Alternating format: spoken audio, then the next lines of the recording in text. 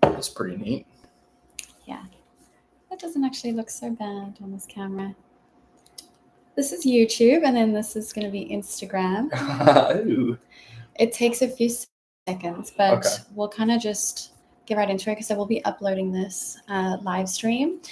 So I am here with my physical therapist. He is a doctor of physical therapy, and I thought this would be really, really interesting.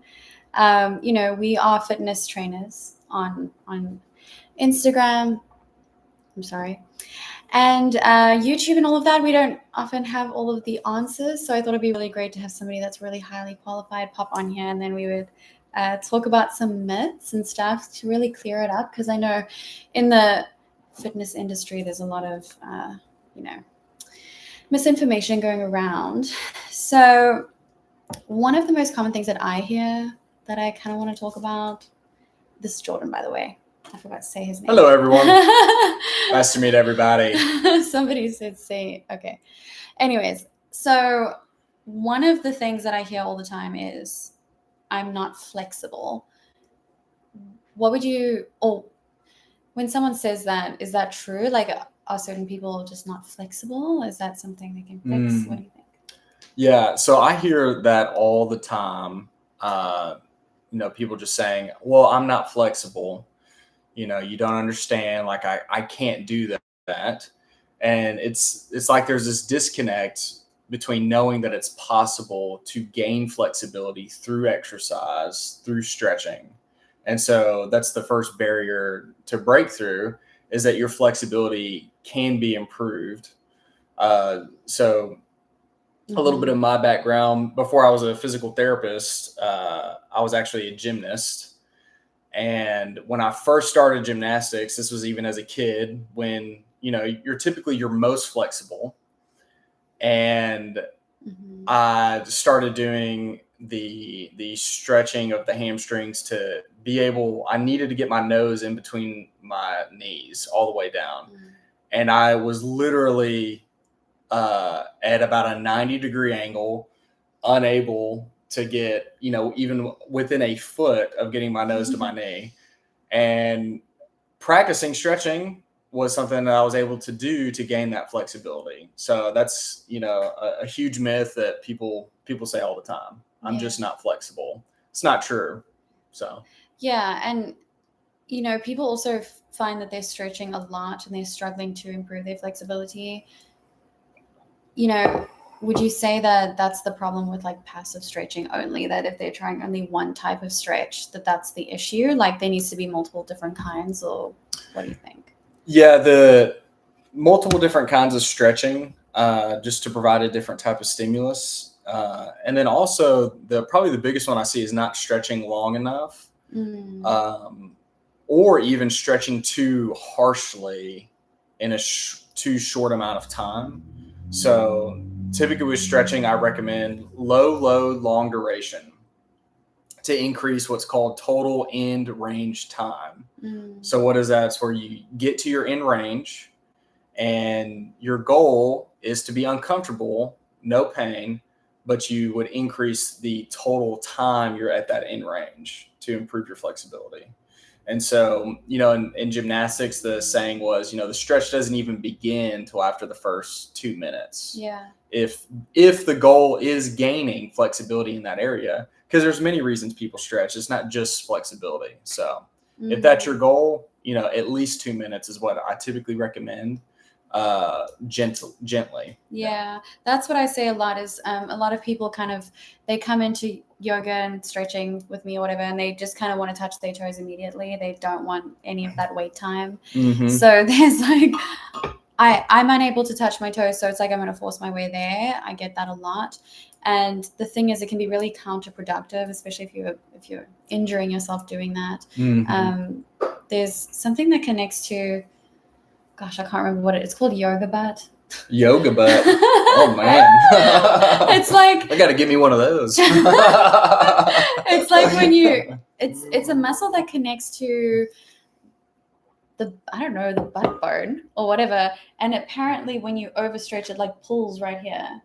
Oh yeah. Yeah. So yeah, the hamstrings. Okay. Yeah, it goes right to the butt bone. Yeah. And stretching those too aggressively too soon could cause issues there. Yeah. And that's actually a test for tendonitis that I'll do. You actually just push right on where the muscle inserts. Okay. A lot of sprinters have issues there because, they're really pushing it when they're using their hamstrings explosively. Okay. And so a lot of tears happen there too. So, and you can tear if you're stretching too aggressively. That's important to remember. Yeah. You would much rather stretch more slowly, safely over the course of a month, if your goal is to get your nose to your knee, do that. That process is intended to be slow. So that makes sense. Yeah. So guys, a lot of you guys come to me with, hamstring flexibility is like the obsession, is what everybody wants. So when you're forcing your way there, it's counterproductive. So, we have a doctor of physical therapy here telling you guys, just like, we've got to take it slow. We have to have that patience. And like the routines that I teach on my YouTube, it's very, very important to make sure like that the tip is to take it slow. Yeah. So, and I say that in my videos, like, hey, don't force it. Once you feel that stretch, don't push. Like, would you agree with that? When they're feeling the stretch, they really shouldn't like force more. You should just breathe into, because I say breathe and then allow your muscle to kind of, because as you're in the stretch, you can kind of relax into it more. Yeah. That's probably safe. Right? Yeah. Okay. Yeah. And then the breathing is really the only way we can calm our nervous system. Yeah. Where we can do something physical to control that besides meditation. And that's kind of the interplay between meditation and breathing. Okay. And so, sometimes a muscle isn't necessarily tight. It's just kind of, whether you're anxious or something like that, it's causing your whole body to tense up. And so by breathing, taking things slow, relaxing, you can improve your flexibility for the stretch. And what the cue I always give patients is, I want it to be somewhat uncomfortable, but I don't want it anywhere on the pain threshold. Yes, with stretching. Yeah. Somewhat uncomfortable is the cue I use. Yeah. Like someone saying, how do I know if it's pain from stretching or harmful pain? I usually say the difference between discomfort and pain. Yeah. Really. Right.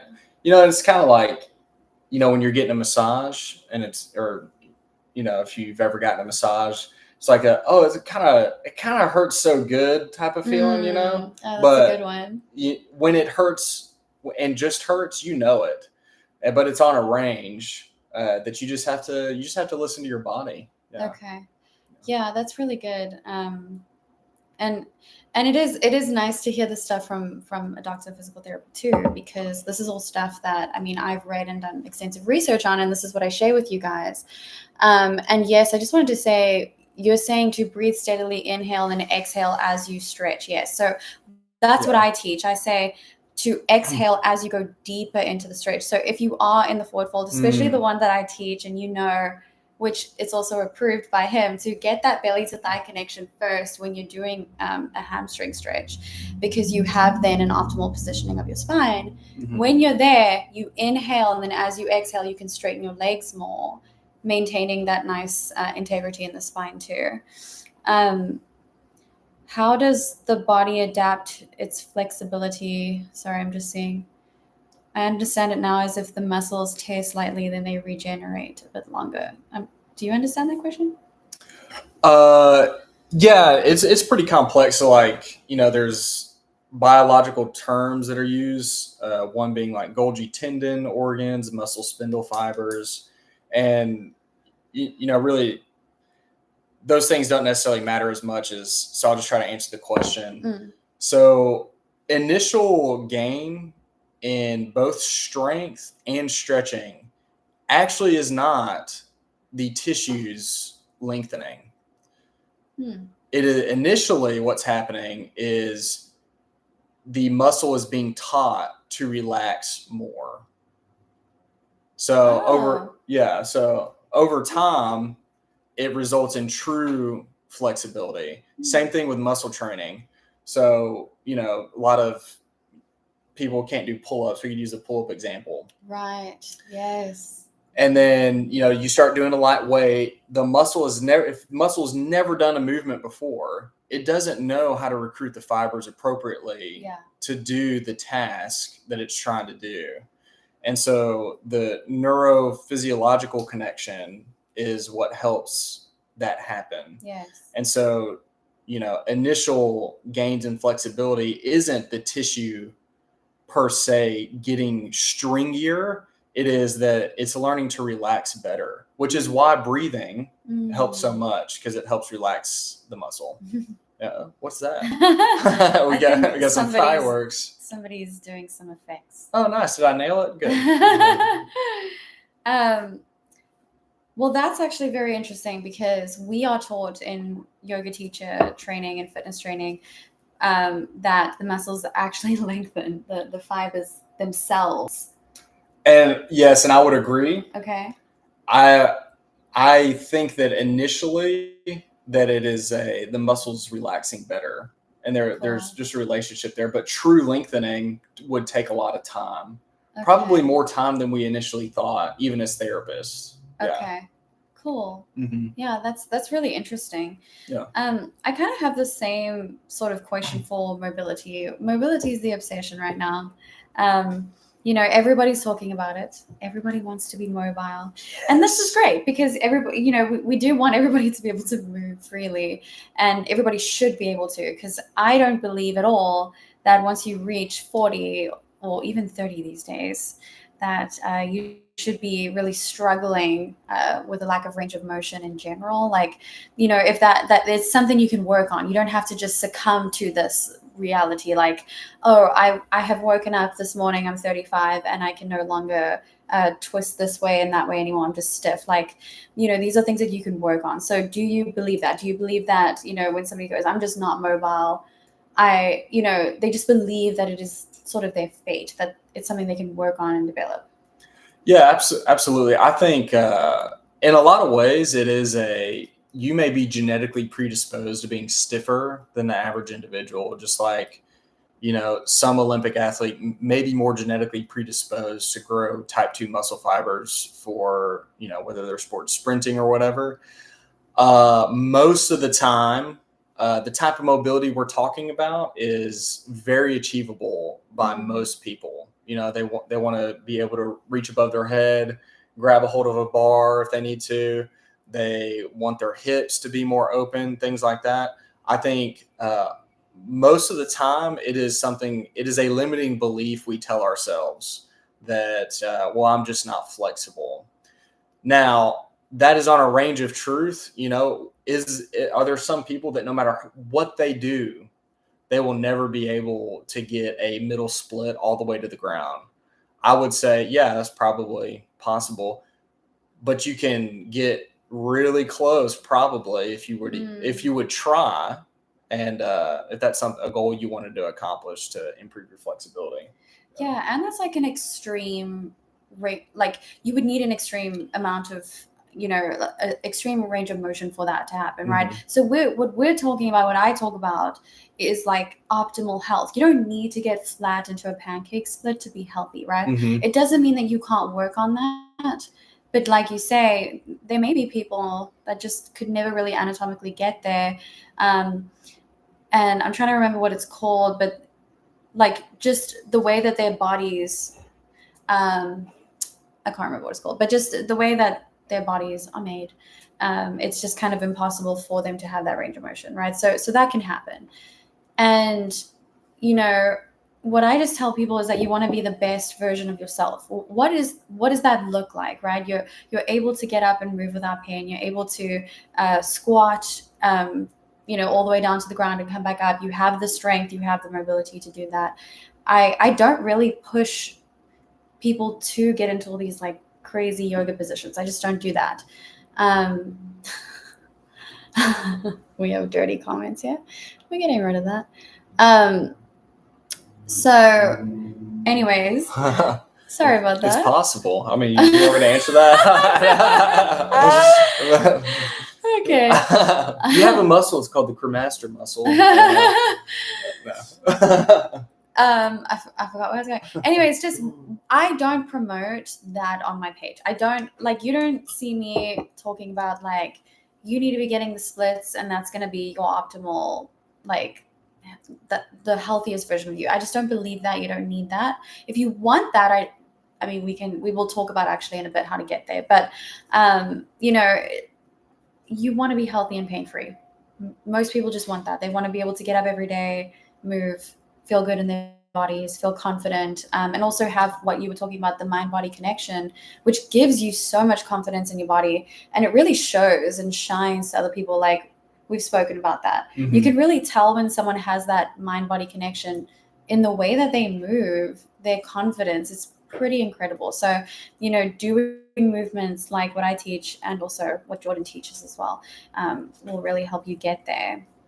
So that kind of brings me to my next thing. Some people don't move at all. They sit all day long. Mm-hmm. And Jordan, you know, you work with people that say, well, I get up and I walk to the bathroom every day. And that to them is movement. You know, and so I guess what I wanted to get to is, you know, walking every day. What do you think about, just like walking 30 minutes every day, I guess? Yeah, I think walking every day is excellent. If you're able to, I think you should do it. 30 minutes is a great goal. But, it's funny when you talk about walking, just in the circles I'm in and working with patients, the typical response is, well, I walk to the bathroom, I walk to my car before I sit in it for 4 hours on my way to somewhere. And wow. Although it's good, it doesn't count. Okay. Get off your butt and go on a walk. Yeah. Okay. Get your heart rate up a little bit and go on a walk. Yeah. It's not a bad thing. It's great that you aren't necessarily sitting all the time. Yeah. But if your response to you should walk more is, well, I go to the bathroom every now and then, I'm like, congratulations. That's good for you. Wow. But you need to walk, especially after meals. So the research on, how a walk affects your blood glucose levels is really great. It really helps control those. So if you could walk 30 minutes after dinner, that's a great, low level fitness goal that everyone should be doing if they can. Yeah, so cool. Well, that's the thing. It's so achievable. Like, it's a very realistic form of exercise for a lot of people. And we all have 20 minutes to spare. I know people will say that they're really busy and they don't have any time. You can even wake up 20 minutes earlier, 30 minutes earlier, and just literally walk outside. I actually don't live in the best area, so I wouldn't do that personally, but hopefully you have a treadmill. Just figure it out, right? You got to make it work for your life. But it is essential. I mean, it is literally life or death we're talking about here. When we're not moving at all, I mean, this is extremely dangerous for our health. So it's an achievable way to drastically improve your health. That's really, I would say, moral of the story for me. So that kind of, and I also wanted you guys to know that I am going to be answering some of the questions that will be related to this from yesterday, the Q&A, and then I'll do like the personal stuff. I'll answer those on my story. But somebody was asking, and this kind of works with walking because it can get aggravated while walking, plantar fasciitis. Ooh. Yes. And I'm trying to, how to help with plantar fasciitis from Blue Moon Hippie Chick. Just want you to know who asked that question. Blue Moon Hippie Chick. Love the name. Love that. Yes. Is that because of the beer, I wonder? Yeah, probably. Blue Moon. Oh, yeah. Yeah. Funny. Maybe she'll answer that question. Yeah, plantar fasciitis, that's a booger. It can be a booger to treat sometimes. However, I will say most of my patients with plantar fasciitis, if they follow these recommendations, they can cut their typical pain in half within 3 weeks, which if you've ever suffered from plantar fasciitis, that's a pretty quick turnaround. It can be very debilitating. Immediately right off the bat, I would automatically take a look at their shoes. And, 9 times out of 10 suggest a wide toe box shoe for plantar fasciitis, and wear that for a month with a wide toe box. Our shoes typically are much too narrow in modern society, and we spend almost no time walking barefoot anymore. Anatomically, it's not what your foot is designed to do. Your toes are kind of designed to spread out a little bit to grab the ground, especially the big toe, which is typically the biggest issue with plantar fasciitis, and give your toes room to move with walking, and do that, for a month. I'm a firm believer it's a blood flow issue, plantar fasciitis, not even as much of an inflammation issue. Yeah. Just because of how the big toe comes in towards the other toes. I can typically tell someone whether or not they suffer intermittently from plantar fasciitis just by looking at their feet. So, Wow. And there's different types of stretches for momentary pain relief. Yeah. A lot of people, they'll, stretch into dorsiflexion with their foot. You could add a dorsiflexion stretch. I think I showed you this one with the big toe also pushed up against the surface to stretch that. But even more than that, I will typically treat with a flexion stretch. So I can bring my toes up here. Hope it doesn't smell too bad. So flexion stretch in like that. Whew, stanky. Yeah. Just like that. 30 seconds on 4 times. That's a great exercise I'd like to add for plantar fasciitis. All the other modalities, just momentary pain relief. But at the end of the day, you need to do some lifestyle changes to see improvement with that one. Yeah. Interesting. Mm-hmm. Yeah, I guess, well, a lot of people wear shoes with support in them. Do you think that they should be doing that? I mean, I was prescribed that when I got plantar fasciitis as a dancer. Uh-huh.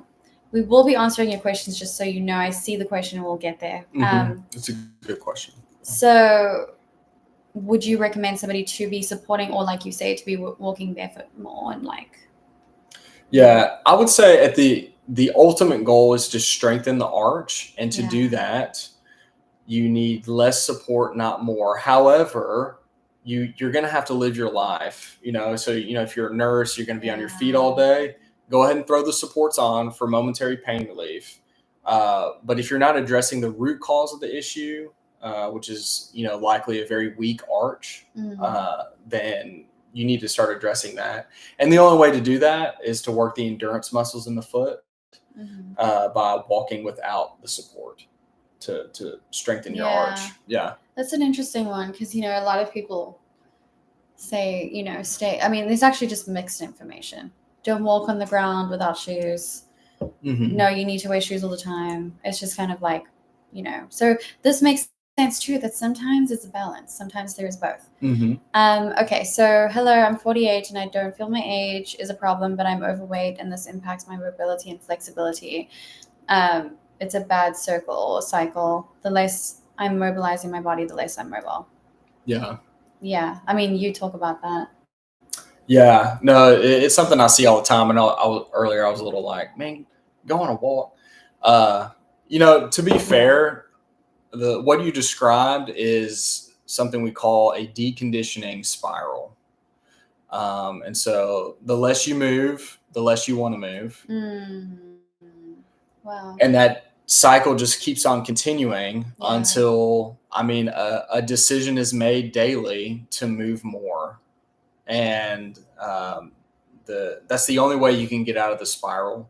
And the only way to recognize, where you're going is to see where you are currently, and then ask yourself, what steps can I take to just be 1% better to try to get out of that deconditioning spiral. That's so good. That's so true. Because you don't have to, nobody does a huge, massive change in one day, right? You make decisions daily to work towards the ultimate goal, which would be to feel amazing in your body. Yeah. But there's going to be steps that you need to take, and literal steps. Actual steps. And also, you're saying that your weight is an issue. I would say then, right, what changes can you make to make that a non-issue anymore? Because what if you remove that issue? What if that's something that you focus on? And I would say part of that focus would be walking every day, right? But even you have identified the problem. Yeah. So start there, I would say. Because we can say that weight doesn't matter all we want. It's just simply not true. Because if you're carrying around a heavier body, it's going to strain. And this is what you told me, that it's going to strain your joints. I mean, it's just that simple. Yeah, and unfortunately, along with the deconditioning spiral, I get a patient that comes in with knee pain, and if they're morbidly obese, I strengthen the quads, strengthen the hips. I can pull everything out of my tool belt. When the reality is, and I've had to tell some patients this, like, look, your knee's going to hurt until we lose some weight. So whatever it takes to make that happen, conversations with your doctor, with a nutritionist. It's a very real issue right now, and it's especially in America. Yeah. And it's a subject I'm very passionate about, because I have found that a lot of MD doctors, they've pretty much just given up on even having the conversation with patients. And so then it comes down to me, their therapist, someone they see a little more frequently, and be like, hey man, don't even make weight loss the goal. Make your activity the goal. Make, having a no processed food diet the goal. Because then when you've made it. Did I hit my goal today? Yes, I did. Yeah. You keep making decisions like that, over time, you're going to lose weight and you're going to be able to keep it off. Yeah, weight loss will be the side effect of your healthy lifestyle. Like I talk about that, because at the end of the day, if you are consuming foods that are nutrient dense, they're whole foods, they're not fast food. I mean, obviously we know that causes weight gain. Sodas, stuff like that really just compound in the body. If we're eliminating that alone is going to make you lose weight. So people keep waving. Do we wave back when that happens? Oh no! This is my first live stream. Sorry, guys. So fun. Like, do they know that I'm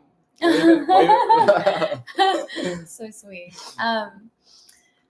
So, well, also the other thing, like, okay, so weight loss is the side effect of living the healthiest lifestyle you can. I share about that all the time, and then Jordan as well talks about that in his practice. And here's the thing, like, if you are really overweight, and this is just the reality, you're going to have a much harder time becoming mobile and flexible. So it's a problem. So if you're watching videos on how to become mobile, but you're struggling and you're overweight, there is sort of, there needs to be that sort of connection where it's like, hey, I actually need to lose weight in order, if I do want to reach my mobility goals too, which is just something to think of. And yeah, we did talk about breathing and the benefits of that in flexibility. So definitely watch the replay of this, and then you'll have that answer. So yeah, and we are going through the questions that you guys asked me in my story yesterday as well. Just some of the ones that can be related for him, and then the personal ones I'll just answer later on my story. Sometimes this doesn't update, but it's fine. Okay, so there was another one. What would be a good, from Aaron Powell, what would be a good 5-minute stretching routine for cyclists? Oh, I love that question. Yeah. Okay. So 5-minute stretching routine, something quick. First thing I would say is, are you stretching before you cycle, or are you stretching after? And then I would want to know why. Okay. Because if you're stretching before, I don't typically recommend that unless the sport requires both a high amount of flexibility and strength. So gymnasts, they will typically always stretch before an event, but that's because their sport is going to require them to be flexible. Cycling, it's the same repetitive movements in a fixed position. Unless you are extremely tight, I would not stretch before a big cycling workout. I would actually stretch after to, possibly reduce some post-exercise muscle soreness, to possibly reduce some tightness later on in the day. But I would just take the event and break it down. Cycling, hip flexion, hip extension. I would do a long lunge, stretch your hip flexors, that's good. About a minute each leg. And then immediately just go ahead and stretch your hamstrings about a minute each leg. And then I would do a standing, I don't know if I can show on here. Let's do this. Live stream. Not really. Oh, they're quad stretch. Yeah, yes. Quad stretch. Okay. Yeah. So just stretch the muscles you use 5 minutes after. Cool. Yeah, for 5 minutes. Yeah. And what about runners? Would you say that runners should be stretching before, after, or stretching at all? Like, what's... For runners, 9 times out of 10, I don't recommend stretching before. That might be controversial. I don't care. That's what I recommend. Just from what I know and my experience in treating patients. I would do an easy warm up before, perhaps, if you're a really good runner and you're that detailed, I would do a 1 mile warm up before you go on your run. That's going to be timed and you'll be really kicking it and running faster. But unless there's a specific reason, a specific injury, I don't just recommend general stretching before a run. But you always stretch after, just in general. Yeah. I noticed when I was running a half your marathon. IT band. Oh, yeah, my IT band. Yeah. Yeah, we should talk about that too. Yeah. I know a lot of you guys struggle with IT band issues. Mm-hmm. Join the club, because that was the bane of my existence. So bad that I would limp around my kitchen.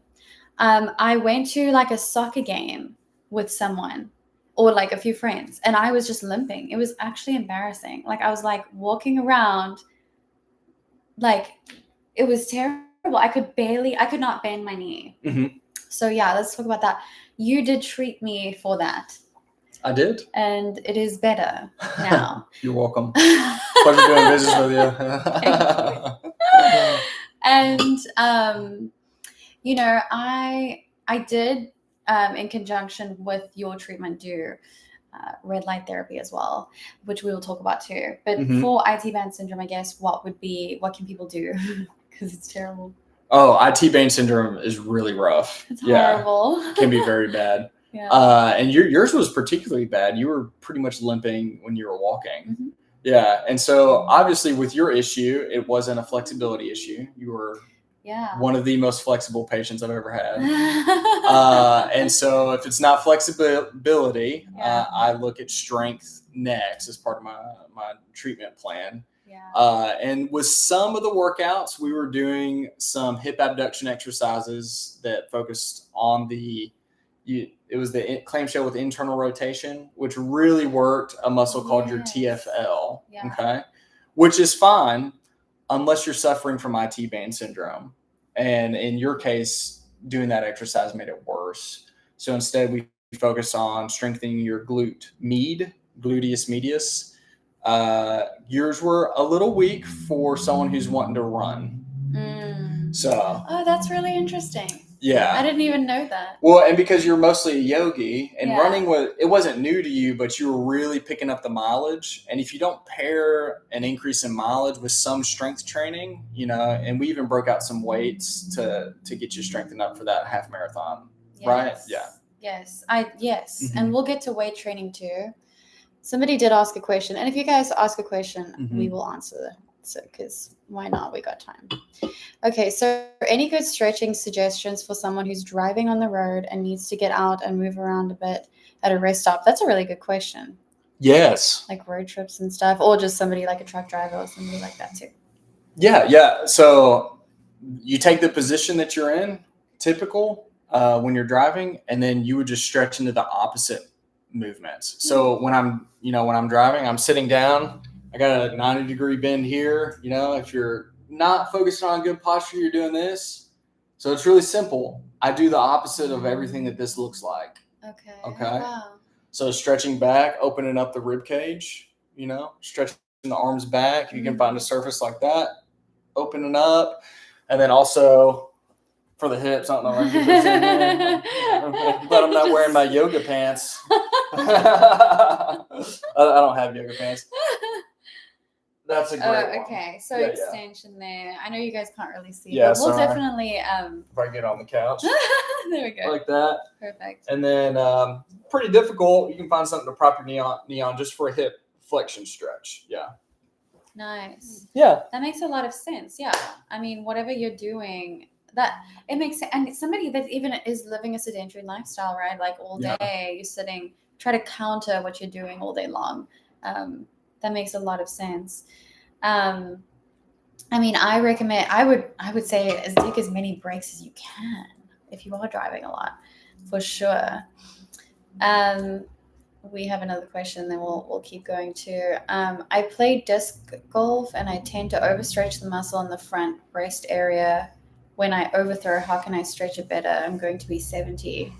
In good shape. Good for you, Randy. 70 out there walking, playing disc golf. That's great. That is awesome, Randy. Tend to overstretch the muscle on the front breast area when I throw. Okay. To overstretch. I'm trying to think how you would overstretch in disc golf. You must be throwing really hard because you would like that. Maybe. Sorry, I'm just imagine you just like hit me on the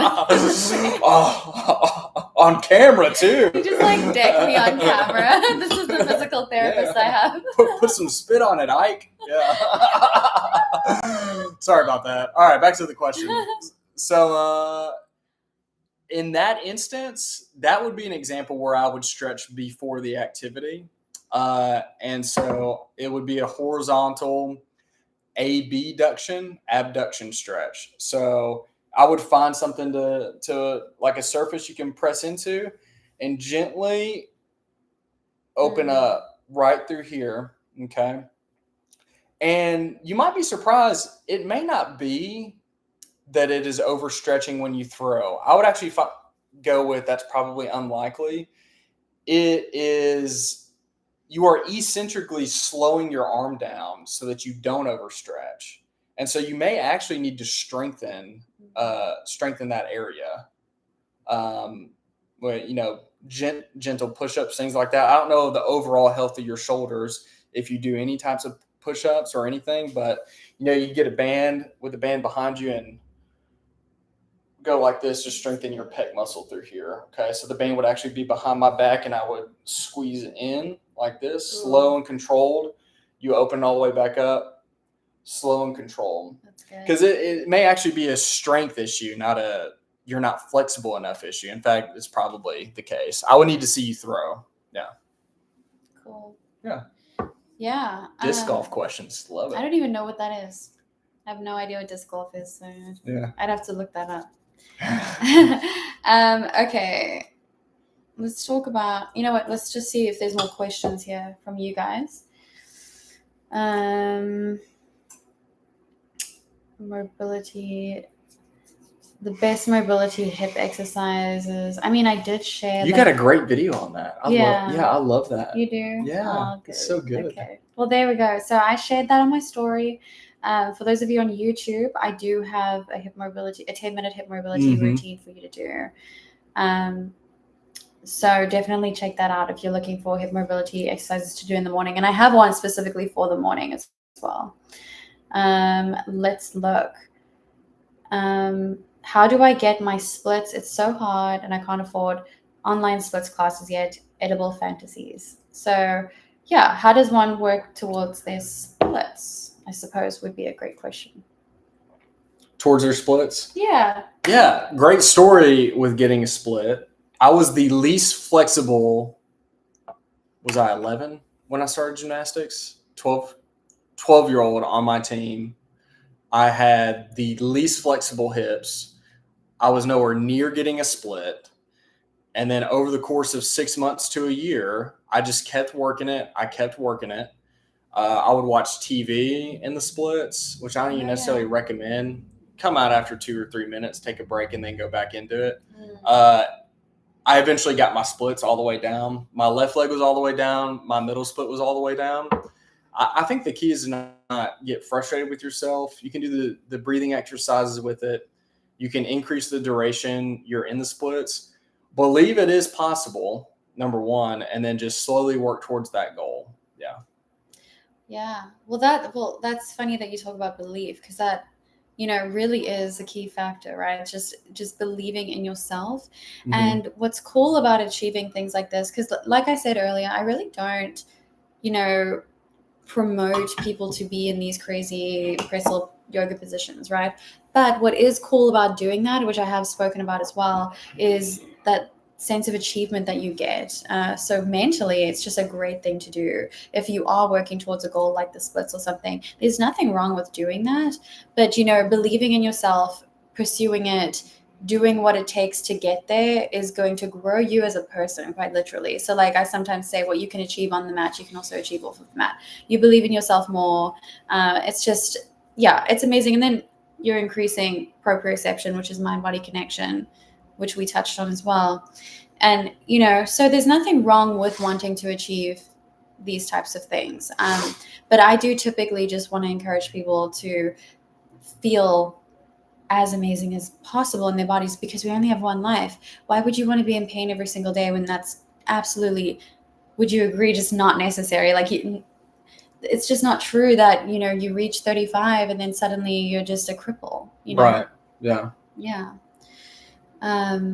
Catherine has helped me immensely with back pain and hip movement. Randy, thank you for saying that. I love it when you guys tell me that. Please tell me that as much as you like, because it makes me so happy, and it gives me, I mean, I'm sure for you, like, it's nice when, you know, patients, or for me, not patients, but just when you help people, and that's why we do what we do, you know? Absolutely. Yeah. Yeah.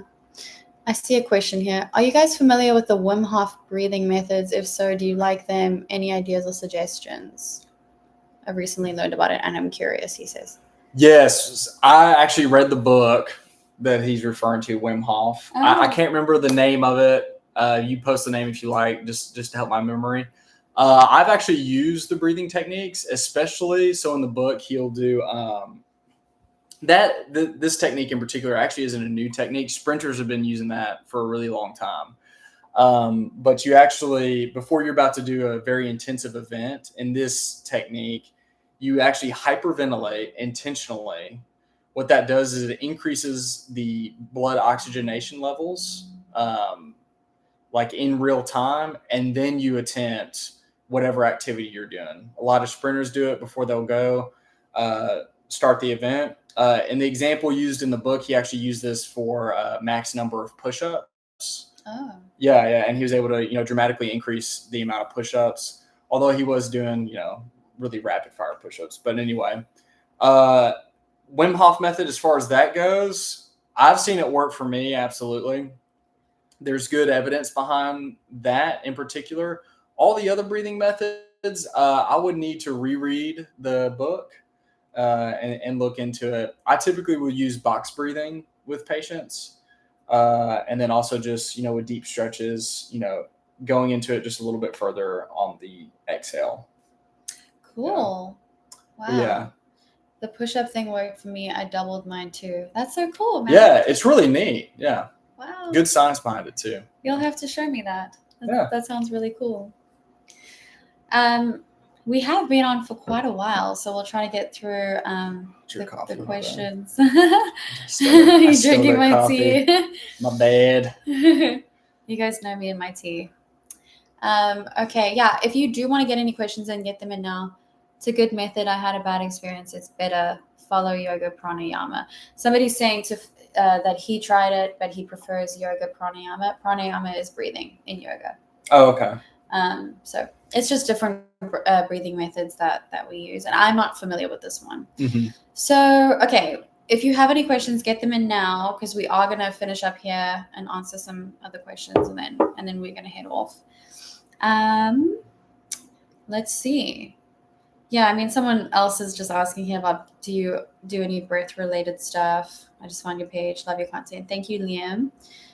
You know what? I don't really teach breathing methods other than like what we have spoken about, which is relaxing the nervous system. I don't really teach meditation. I just don't feel like it's my strong suit, honestly. When I first started teaching yoga, I was like, I need to be really good at teaching breath work and meditation. I'm not good at it. Mm-hmm. I need help when I do it. So, you know, it's just, that's not really what I teach, but it is cool to hear from like a doctor of physical therapy that the breath stuff that I do teach is very useful for improving flexibility and just in general, your overall health. You know, you want to get your stress levels down. We all know breathing is really good for that.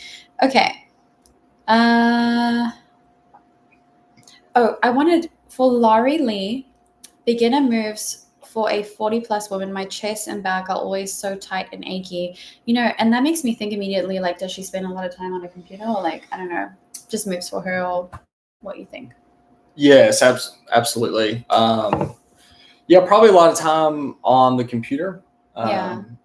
Typically with, you know, upper chest tightness, I assume that's the front of her chest, like just right in here, just in this area. She's an office worker like this all day long. Same thing with the, you know, truck. Was he a truck driver? The truck driver question. You would just, Okay. Well, you Yeah. would just stretch into the opposite Mm, that your daily positions are forcing you into. okay. And you would stretch into those positions often throughout the day, Yeah. 3 to 4 times a day at least.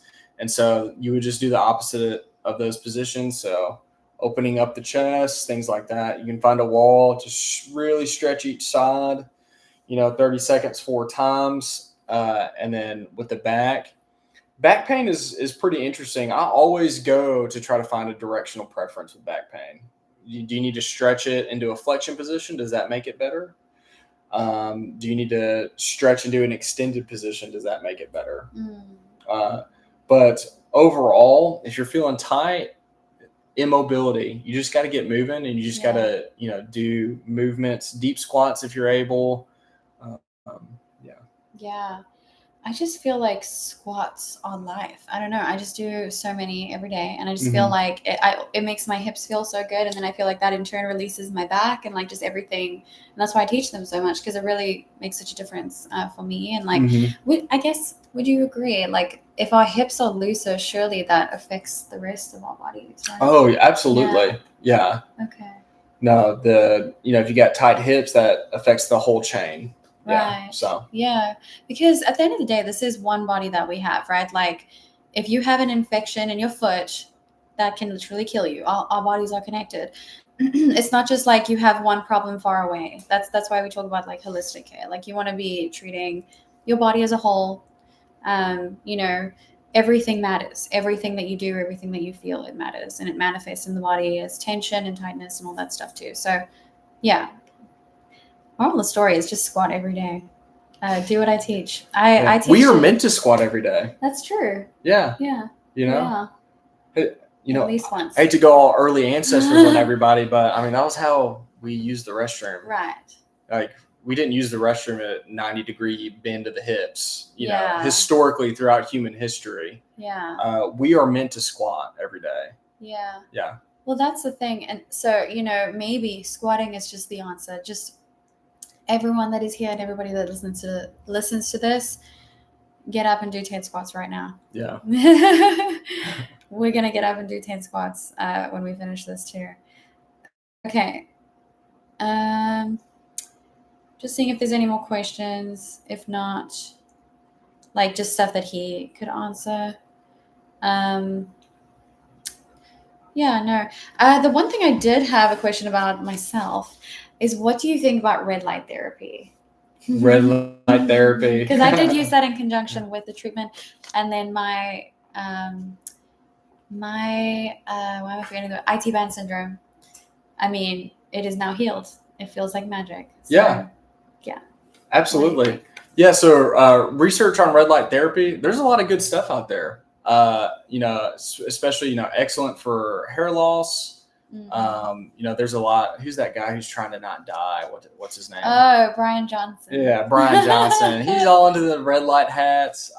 You sell like the ceramic style, or it's not ceramic.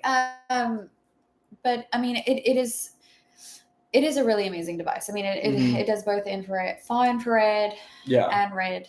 So it's like a combination, which is kind of rare with those red light boxes. So in the physical therapy world, it's red light is used also as a modality for pain relief for minor musculoskeletal injuries.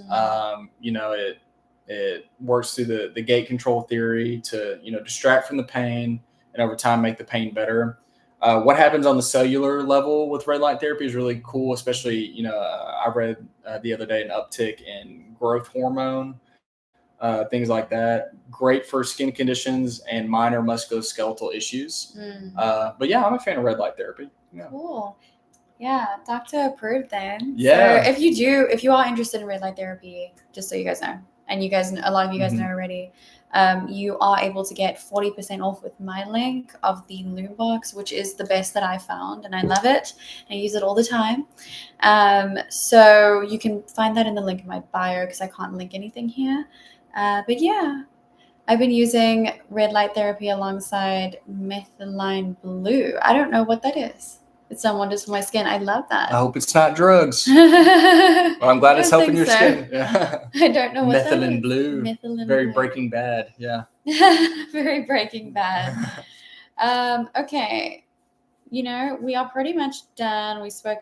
There was just one random thing that I get a question from all the ladies, and I just thought I would ask the doctor himself.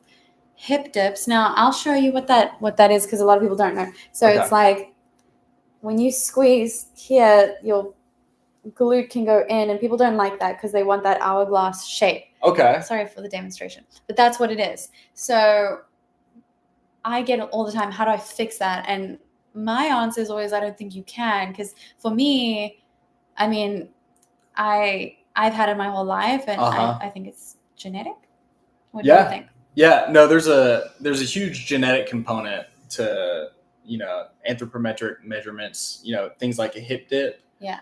There is a huge genetic component there. I would say I'm actually, when I see people like talk about that, like I'm surprised they care so much, I would argue, you can't tell fat where to go. Yes. My clients, they lose weight, especially some of the women, they're upset because it's like, oh, well, I'm losing the junk in the trunk. Okay. Type of complaint. Yeah. And you don't have any control over where your fat goes. Yeah. You could lose a bunch of it, through caloric deficit and exercise. But as far as where it's going to leave, you don't have any control over that. But you have control over where your muscle goes to an extent. So, if you're concerned about a hip dip, I would just do what you can to get your glute max as big as possible. And then, work the glute medius. That's what I would do. Yeah. And then possibly, I wouldn't say avoid, not focus on exercises that work the TFL muscle, stands for tensor fascia lata muscle. And that is like right here. Yes. I would argue that if this is really beefed up, the TFL, and this is skinnier, it would make your hip dip worse. That makes sense. Yeah, just from the angles of looking at it. So that makes a lot of sense. So like you want to be sure that you are working, and you said getting your leg behind you works the bigger muscle there, so that will be growing that. Yes, yeah. Focusing on things like squats. And don't hear what I'm not saying. I'm not saying that, you're going to do an exercise that is going to work the TFL, but you can choose exercises that work it less than the others. So, yeah. Sorry. Very good. Cool. Well, that is all that we're going to do today. I hope you enjoyed it. If you enjoyed having Jordan on, let me know. He is a really amazing physical therapist. Oh, thanks, Kath. Yeah. And it's just so great to really speak to somebody that is so qualified in this area, because at the end of the day, we are fitness instructors that we, I was going to say influencers, but, sometimes a lot of people worry about how qualified we are to be giving this kind of information. So it is fun to have somebody confirm that is highly qualified, and, we can have these discussions, and, there's things that he's taught me, and, we always want to learn, and at the end of the day, we do have the same goal. We want everybody to feel amazing in their bodies. That's really, the key. So, yeah. Well, thank you so much. This was informative. Missed the beginning. I'm thankful you post these. Well, I'm so glad that you enjoyed it, and I'm so glad that it was informative for you. Yeah, and thank you for having me. I was so excited. This is my first live stream. Yes. But Catherine asked me if I would join for some questions. I'm really glad you did. This was a lot of fun. Yeah, and Jordan is also planning on sharing a lot of stuff on his own page. If you guys wanted to check him out, remind me the name. So Coach Jordan PT is the name. Coach Jordan PT.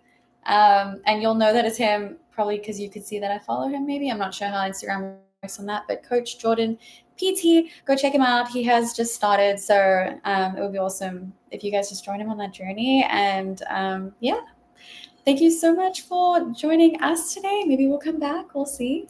I'm trying to think. I'm going to answer the rest of the questions later on. Did you have anything else? Oh, no. Thanks for all the questions. I hope you guys got something good out of it. Yeah, cool. All right. Bye. Bye. We wave now. Okay. Wave, and then...